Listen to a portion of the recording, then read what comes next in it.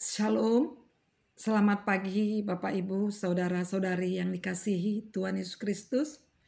Sebelum kita melakukan aktivitas hari ini, mari terlebih dahulu merenungkan firman Tuhan. Sebelumnya mari kita berdoa. Ya Allah Bapa yang di surga, terima kasih ya Bapa yang telah membangunkan kami di pagi ini dan setia memberikan kami napas kehidupan dan kesehatan. Sebentar kami akan mendengar firman Tuhan. Berikan kepada kami hikmat dan pengertian akan firman Tuhan, untuk boleh kami menjadi pelaku-pelaku firman Tuhan dalam kehidupan kami.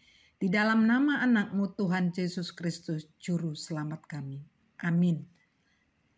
Bapak, Ibu, Saudara-saudari yang dikasihi Tuhan Yesus Kristus, firman Tuhan yang menyapa kita pada pagi hari ini tertulis pada Kejadian 1 ayat yang ke-28.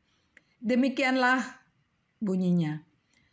Allah memberkati mereka, lalu Allah berfirman kepada mereka, "Beranak cuculah dan bertambah banyak, penuhilah bumi dan taklukkanlah itu. Berkuasalah atas ikan-ikan di laut dan burung-burung di udara, dan atas segala binatang yang merayap di bumi." Demikianlah firman Tuhan. Bapak, Ibu, Saudara-saudari yang dikasihi Tuhan Yesus Kristus, setelah Allah menciptakan manusia, Ia memberkati mereka dan memberi mereka tugas atau tanggung jawab. Tujuan Allah menciptakan manusia adalah untuk menjaga dan memelihara bumi ciptaan Allah. Ada 3 hal yang ditugaskan Allah kepada manusia. Tujuan yang pertama dari penciptaan manusia adalah supaya bertambah banyak, beranak cuculah dan bertambah banyak, yaitu melahirkan anak sehingga lewat kelahiran anak itu akan memperbanyak gambar dan rupa Allah, yaitu menghadirkan karakter Allah dalam diri manusia itu, sehingga orang di sekitarnya bisa merasakan kehadiran Allah. Semakin banyak manusia memenuhi bumi, maka semakin banyaklah gambar Allah untuk menghormati Dia, dan inilah tujuan Allah menciptakan manusia. Bapak, Ibu, Saudara-saudari yang dikasihi Tuhan Yesus Kristus, perintah beranak cucu ini bukanlah berarti melahirkan anak sebanyak-banyaknya, tetapi juga harus memikirkan segala kebutuhan yang berkaitan dengan hal tersebut. Kita harus bertanggung jawab membesarkan dan mendidik keturunan kita dengan memiliki karakter Allah di dalam diri dan kehidupan mereka. Artinya, seluruh umat manusia punya kewajiban untuk memenuhi bumi menurut gambar Allah dan untuk memerintah atas bumi, mengelolanya dengan benar sesuai dengan rancangan Allah. Secara universal, kita juga berkewajiban untuk melayani Allah sebagai orang percaya. Umat manusia telah berhasil memenuhi bumi dan memerintah atasnya. Namun kita juga telah sangat gagal dalam hal yang lainnya. Kita tidak memerintah dan mengelola bumi sebagaimana yang telah Allah perintahkan kepada kita. Dan kita juga tidak melayani Dia dengan benar. Terlebih lagi, oleh karena pemberontakan manusia melawan Allah, yang membuat tidak terpenuhinya rancangan Allah. Secara khusus Allah ingin memperluas kerajaannya, bukan hanya tempat tinggal manusia. Selama perluasan manusia bukan untuk memuliakan Allah, maka hal itu bukanlah perluasan kerajaan Allah.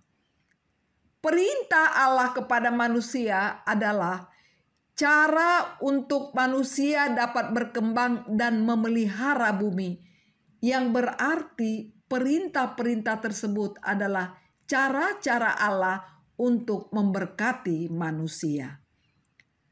Tujuan yang kedua, Allah memberikan otoritas kepada manusia untuk menaklukkan bumi. Penuhilah bumi dan taklukkanlah itu. Jadi jangan mau ditaklukkan oleh apa saja yang ada dalam dunia ini. tetapi justru kita memiliki otoritas untuk menaklukkannya manakala pihak yang ditaklukkan itu sudah berada dalam kondisi buruk atau kondisi jahat. Ini menandai bahwa alam sepatutnya diupayakan sebagai lingkungan yang memberi daya dukung. Namun pemahaman ini justru dimanfaatkan oleh manusia untuk menyalahgunakan kebaikan dan kesuburan alam. Perintah ini bukan diartikan untuk menguasai bumi dengan sebebas-bebasnya. Kita juga harus menjaga ekosistem bumi agar bumi tidak rusak dan kita juga bisa hidup dan tinggal di bumi ini dengan damai dan sejahtera. Tujuan yang ketiga, Allah menempatkan manusia menjadi wakilnya dalam dunia ini. Tuhan memberikan wewenang kepada manusia untuk mengelola dunia ini dengan segala apa yang ada di dalamnya. Jadi jangan pernah menyalahgunakan wewenang itu.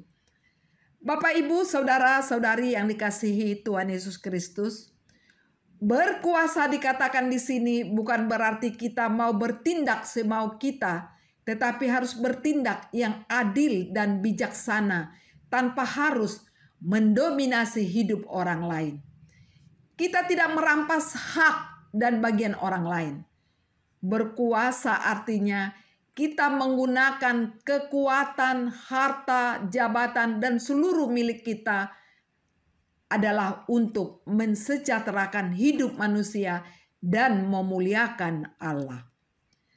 Bapak, Ibu, saudara-saudari yang dikasihi Tuhan Yesus Kristus, ketiga tugas itulah juga yang kita emban hingga saat ini. Kita harus mampu memelihara dan menjaga bumi serta melestarikannya untuk generasi demi generasi selanjutnya. Amin. Mari kita berdoa. Terima kasih ya Tuhan atas firman-Mu yang telah mengingatkan kami untuk melakukan tugas tanggung jawab kami selama hidup di dunia ini. Kami mohon pertolongan Tuhan kiranya dapat memampukan dan menguatkan kami untuk dapat melakukan tugas yang mulia ini.